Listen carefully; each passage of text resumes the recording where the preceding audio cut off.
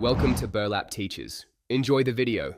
You start by confirming your iPhone model and updating iOS so the Lidar drivers are current. Once done, enable camera and location permissions for the app you'll use.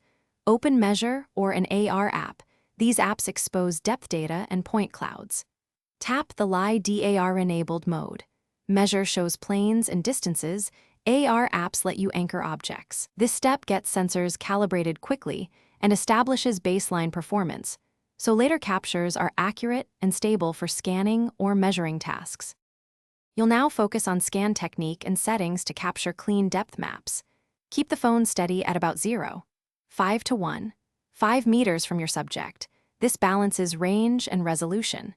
Move slowly in smooth sweeps, first horizontally, then vertically, so the Lidar builds a complete point cloud. Make multiple passes at different angles if you need finer detail, and enable higher resolution or accuracy settings in app when available. Doing this reduces noise and fills holes, which improves post-processing and measurement reliability. To finish, review the point cloud or measurements and export to OBJ or PLY if you need 3D files.